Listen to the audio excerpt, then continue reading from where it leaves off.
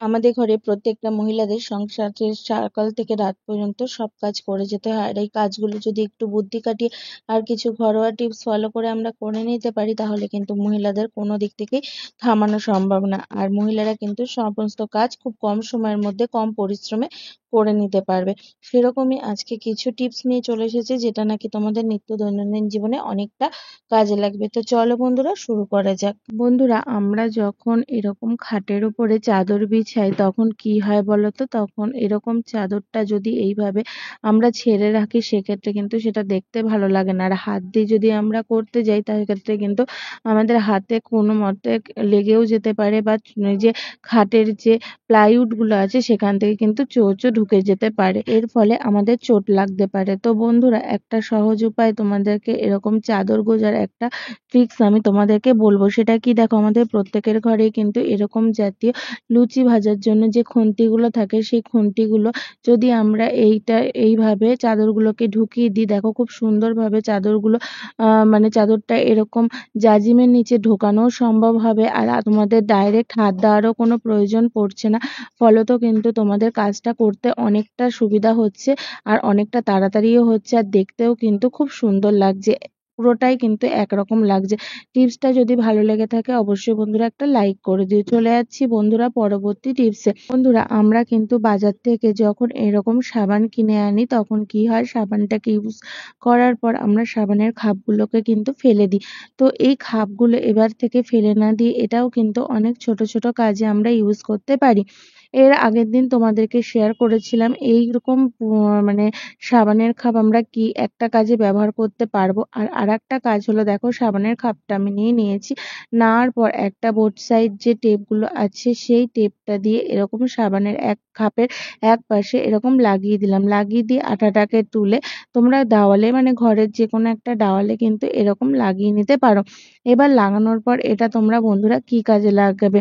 তো বন্ধুরা, তোমরা যখন মানে আমরা যখন কোনো আটা মাখি বা বাসন মাজি বা রান্না করি, তখন কি হয়, আমাদের হাতে এই যে অর্নামেন্টস গুলো থাকে, মানে আংটি ধরো, সেগুলো কিন্তু আমরা পরেই এইগুলো করি। আর এটা করতে গেলে কিন্তু আমাদের এই আংটিগুলো খুব কম সময়ের মধ্যে নোংরাও হয়, আর করতেও অনেকটা অসুবিধা হয়। তো যখনই বন্ধুরা আমরা এরকম কাজবাজ করব না কেন, তখন সেটা আলমারিতে না রেখে যদি আমরা চোখের সামনে এইভাবে আংটিগুলোকে রেখে দিতে পারি, আবার কাজ শেষে আমরা কিন্তু আংটিগুলোকে পরেও নিতে পারি। তো হলো না বন্ধুরা একটা ইউজফুল টিপস? তো ভালো লাগলে অবশ্যই বন্ধুরা একটা লাইক করে দিও। চলে যাচ্ছি বন্ধুরা পরবর্তী টিপসে। বন্ধুরা, আমরা প্রত্যেকেই কিন্তু কম বেশি এরকম চশমা ইউজ করি। আর এই চশমা কি হয়, যখন বাজারে আমরা কোথাও যাই, তখন কিন্তু এরকম চশমার খাপে করে নিয়ে যাই।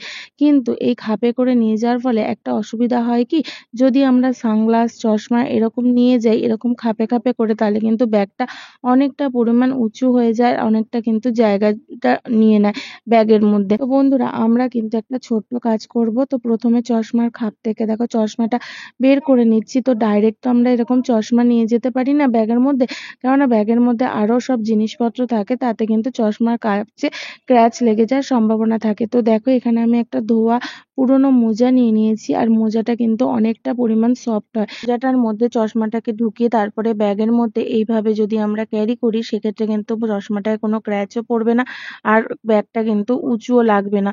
তো বন্ধুরা, এরকম ভাবে কিন্তু আমরা একের বেশি মানে সানগ্লাস, চশমা, বিভিন্ন রকম এরকম মোজার মধ্যে করে নিয়ে যেতে পারবো।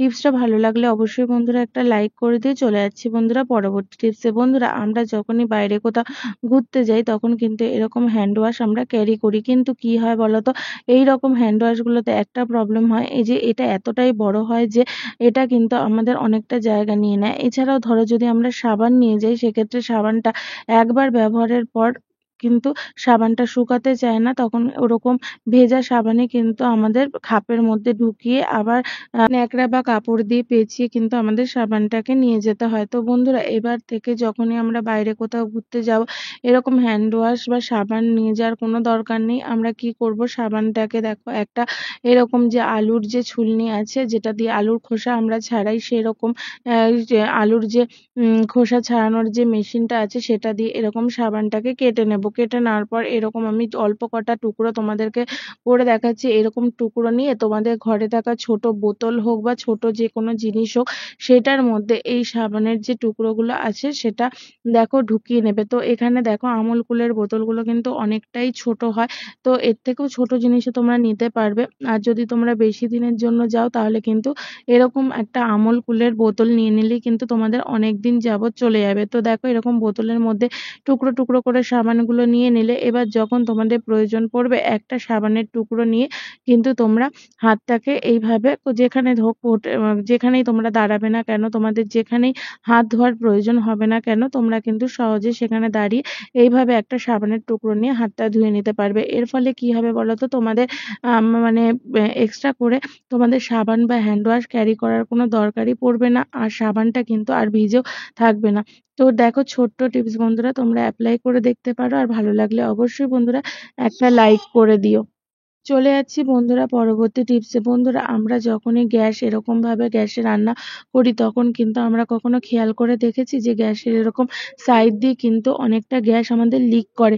আর লিক করার ফলে কি হয়, এখান দিয়ে কিন্তু মানে অনেকটা আগুন এরকম বাইরে বের হতে থাকে, আর এর ফলে প্রপারলি কিন্তু আমাদের যে রান্নাটা করি, যে পাত্রটা বসে সেখানে কিন্তু আগুনটা লাগে না, আর এর ফলে কিন্তু রান্নাটা করতে অনেকটা দেরি হয়, আর গ্যাসও কিন্তু অনেকটা অপচয় হয়। তো বন্ধুরা আমরা যখনই এরকম গ্যাসের এরকম ওভেনে এরকম প্রবলেম হবে, তখন কিন্তু একটা ছোট্ট কাজ করব।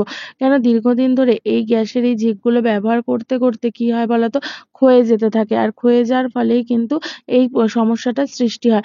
তো দেখো একটা সাবান দিয়ে এই যদি আমরা এই গ্যাসের যে ওভেনের যে মুখটা, এখানে কিন্তু কিছুটা লাগিয়ে দিলাম। তবে হ্যাঁ, এটা কিন্তু তোমাদের পার্মানেন্ট নয়, তোমাদের যতবার তোমাদের এই প্রবলেমটা হবে ততবার তোমরা করবে, আর নয়তোবা তোমরা যে গ্যাসের যে বার্নারটা রয়েছে সেটা কিন্তু তোমাদের আবার নতুন করে কিনে আনতে হবে বেশি ক্ষয়ে গেলে। তো এই দেখো এটা কিন্তু আমি এইভাবে আটকে দিলাম। আটকে দেওয়ার পর এরপরে তোমাদেরকে পুনরায় জ্বালিয়ে দেখাচ্ছি। আমার যে পরিমাণ আগে আগুনটা বেরোচ্ছিল, ঠিক কতটা পরিমাণে, অনেকটা পরিমাণে কিন্তু আগুনটা বেরোনো কম হয়ে গেছে, আর আগুনের ফ্লেমটাও কিন্তু অনেকটা বেড়ে গেছে। তো টিপসটা ভালো লাগলে অবশ্যই বন্ধুরা একটা লাইক করে দিও। চলে যাচ্ছি বন্ধুরা পরবর্তী টিপসে। বন্ধুরা দেখো এখানে ঝাঁটার থেকে জাস্ট একটা এরকম কাঠি, ছোট্ট যে সরু যে কাঠিগুলো হয়, মানে ফুলগুলো হয়, সেটা কিন্তু আমি এখানে কেটে নিচ্ছি, কেননা এটা দিয়ে কিন্তু আমরা অনেক কাজ করতে পারি। তো সেটা কি কাজ দেখো বন্ধুরা, প্রথমে দেখো আমি এই কাঠিটাকে কি করব, এইভাবে ভাঁজ করে নেব, যেরকম নাকি এরকম একটা ইউ শেপ বা রাউন্ড শেপ করে এরকম ভাঁজ করে নেব। ভাঁজ করে নেওয়ার পর একটা যে আমাদের ক্লথ ক্লিপ থাকে, সেই ক্লথ ক্লিপগুলোর এরকম মাথার মধ্যে আটকে নেব। তো এইভাবে দেখো আটকে নিলাম। এবার এটা কি কাজে লাগাবো বন্ধুরা, আমরা অনেকেই আছি যে আমরা কিন্তু শুয়ে সুতো পরাতে পারি না, বিশেষ করে বয়স্ক মানুষ বা চোখের যাদের সমস্যা আছে তারা কিন্তু এই সূচে সুতো পরানোটা তাদের ক্ষেত্রে কিন্তু অনেকটাই সমস্যার কারণ হয়ে দাঁড়ায়। আর খুব কম সময়ের মধ্যে দেখা যায় যে তখন সেলাই পড়াই করতে হবে, তো সেই সময়ের জন্য আমাদের কিন্তু এই কাজটা করা খুবই দুষ্কর হয়ে ওঠে, আর তখন আমরা বাজার থেকে বিভিন্ন মেশিন কিনে আনি। তো সেই মুহূর্তে যদি মেশিন আমরা কিনতে না পারি, সেটা কি করব, দেখো ঝাঁটাটার যে আমি ক্লিপের মাথাটা আটকে নিয়েছি, তো এইভাবে দেখো যে সুইটা দেখেছো আমার কতটা ছোট, আর ছিদ্রটাও কিন্তু অনেকটাই আমার ছোট। তো সেক্ষেত্রে দেখো আমি একটুখানি হাত দিয়ে সরু করে নিলাম, নিয়ে এরকম মাথাটা ঝাঁটার যে সুতোর যে মাথাটা, সেটা কিন্তু আমি এরকম ঢুকিয়ে নিলাম। ঢুকিয়ে নেওয়ার পর এরপরে সুতোটাকে এই ঝাঁটাটার এই ফাঁক দিয়ে এভাবে টেনে নিলাম। টেনে নেওয়ার পর আস্তে করে টান মারলেই দেখো খুব সুন্দরভাবে আমাদের সুতোটা কিন্তু সুইয়ের মধ্যে পরানো হয়ে যাচ্ছে। তা হলো না বন্ধুরা একটা ইউজফুল টিপস, একটা ঝাঁটার সাহায্যে আমরা কিন্তু সহজে এরকম শুয়ে সুতো পরিয়ে নিলাম। তো বন্ধুরা আজকের এই টিপসগুলো তোমাদের কেমন লাগলো কমেন্ট করে জানাতে ভুলবে না। ভালো লাগলে একটা লাইক করে দিও, আর তোমাদের আত্মীয় পরিজন বন্ধু বান্ধবের মধ্যে ভিডিওটা শেয়ার করে দিও, আর নতুন বন্ধুরা চ্যানেলটাকে সাবস্ক্রাইব করে দিয়ে পাশে থেকো।